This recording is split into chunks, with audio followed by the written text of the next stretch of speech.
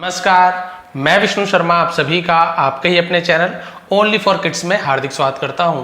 आज हम बच्चों को इंग्लिश पढ़ना सिखाने वाले हैं, बुक रीडिंग सिखाने वाले हैं और साथ ही साथ स्टोरी का ट्रांसलेशन भी करने वाले हैं। तो इससे बच्चे बुक रीड करना तो सीखेंगे ही सीखेंगे, साथ में हर एक वर्ड की मीनिंग भी समझेंगे और इसके अलावा ट्रांसलेट कैसे करना ये भी सीखते जाएंगे। आप किसी भी लेवल के बच्चों को इसे सिखा सकते हैं बहुत ही आसान तरीके से। यहाँ पे जो हार्ड वर्ड रहेगी उसे कैसे प्रोनाउंसिएशन करना है, कैसे उच्चारण करना है, हर एक चीज़ बताया जाएगा शॉर्ट स्टोरी के माध्यम से। तो चलिए लेट नहीं करते हैं, स्टार्ट करते हैं आज की स्टोरी। इसका टाइटल है the two frogs. The two frogs. यदि आप पेरेंट है, यदि आप टीचर है, यदि आप अपने बच्चों को सिखाना चाहते हैं तो किस प्रकार से आप सिखाएंगे। दो मेंढकों की कहानी है। ये ओ यहाँ पे बड़ा लिखा तो एक साथ है ना, वन ऐसे रहेगा। वन डे, एक दिन, टू फ्रॉग्स, दो मेढक, fail into a churn of milk. Fail गिरे, फॉल का सेकंड में फेल होता है गिरे। इनटू यानी होता है में।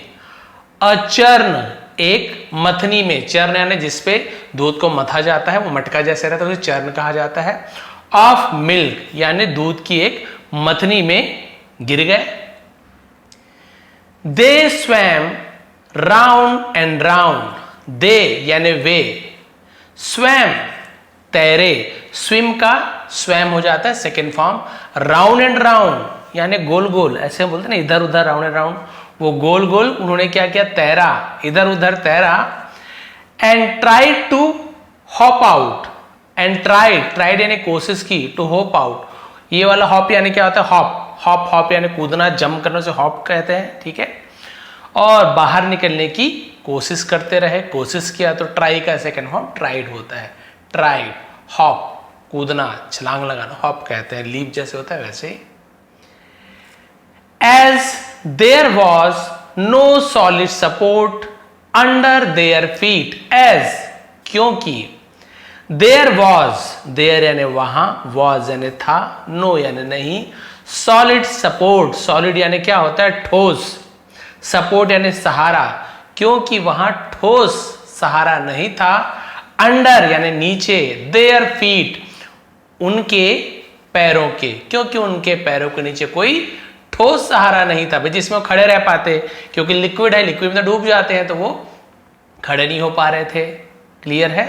तो देयर, देखिए एक देयर यानी वहां, एक देयर यानी उनका या उनकी, इस प्रकार से यूज किया था। स्पेलिंग दोनों का अलग है लेकिन पढ़ते बिल्कुल एक जैसे हैं। क्लियर है। जैसे ये टू यानी दो और ये वाला टू, ये देखिए ये वर्ब के साथ हो रहा है तो के लिए एक टू होता है आपका, वो आपको हम जैसे यूज करते हैं किसी भी वस्तु जगह को बताने के लिए, प्रीपोजिशन होता है। अलग अलग उनका स्पेलिंग है लेकिन उनका प्रोनाउंसिएशन एक जैसे, उच्चारण एक जैसे है। क्लियर हो गया। तो ये वाला देयर यानी उनका उनकी, ये देयर यानी वहां, तो कोई ठोस सहारा नहीं था। It was not possible for the frogs to hop out and escape. It was ये था, नॉट नहीं, पॉसिबल यानी संभव, ये संभव नहीं था।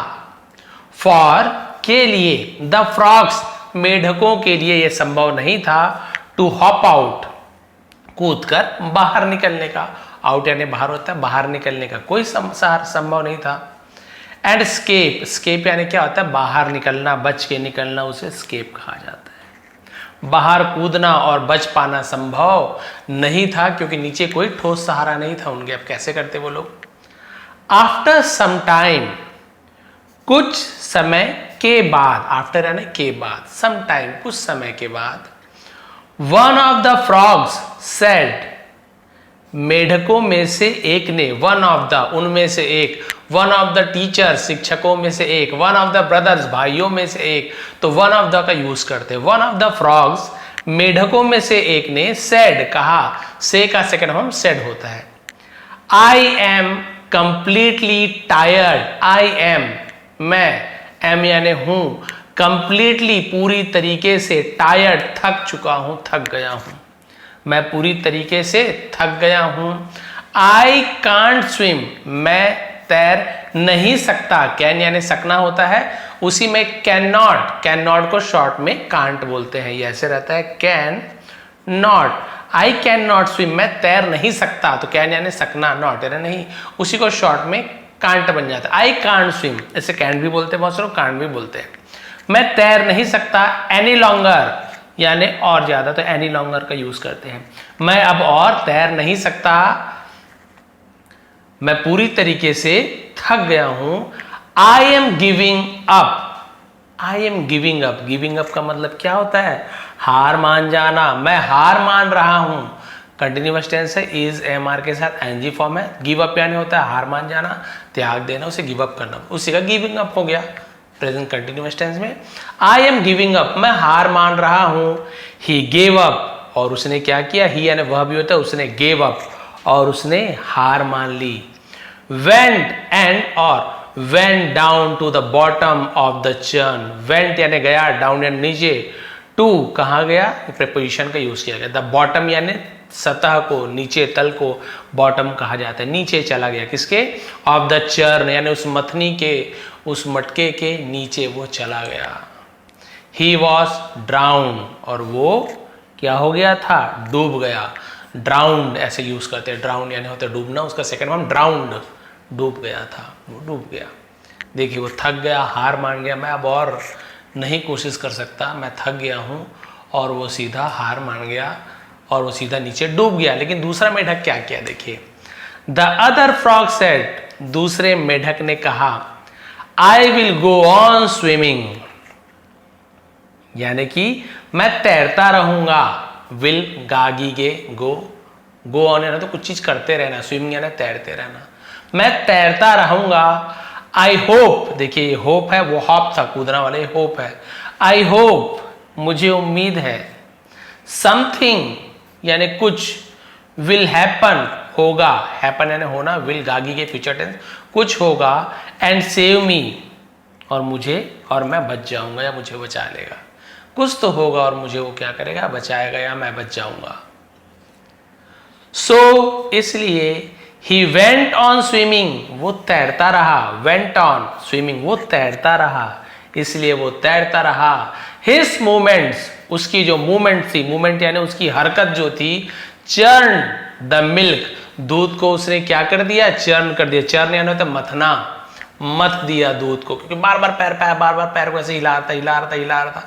अब बार बार दूध को ऐसे हिला हुए चम्मच से किसी धीरे झाग बनना शुरू हो जाएगा, ऐसे मथते हैं ना बिलौना से, तो वैसे तो मथना शुरू हो गया। And turn it into butter, और मक्खन में बदल गया। दूध को क्या किसमें बदल दिया? उसने मक्खन में बदल दिया, क्योंकि पैर से बार बार हिला रहा था दूध को। कोशिश करते वो दूध क्या हो गया? धीरे धीरे मक्खन में बदल गया। आफ्टर सम टाइम, कुछ समय के बाद, the frog climbed up on the PAT of butter, और क्या हो गया? द फ्रॉग यानी मेढक, क्लाइम्ड अप यानी तो चढ़ गया, क्लाइम का क्लाइम्ड अप यानी ऊपर चढ़ गया, अप यानी ऊपर, ऑन यानी पर, द पैट ऑफ बटर यानी मक्खन की जो सतह थी उसे पैट कहा जाता है, उस पर वो चढ़ गया। And hoped out of the churn, और उस मथनी से बाहर आ गया, कूद कर वो क्या हो गया? बाहर आ गया। तो इससे हमें देखिए, एक तो बेचारा ये कोशिश करते रहा और ये हार मान गया, नीचे डूब कर मर गया। लेकिन यहाँ पे देखिए मक्खन का परत बन गया, सतह बन गया, बार बार कोशिश कर रहा था, पैर हिला रहा था, धीरे धीरे दूध क्या हो गया? मक्खन में बदल गया। और वहां पे उसने, क्योंकि मेढक ज्यादा वजन तो रहता नहीं है, उसमें पैर रख के वहां से कूद कर बाहर निकल गया।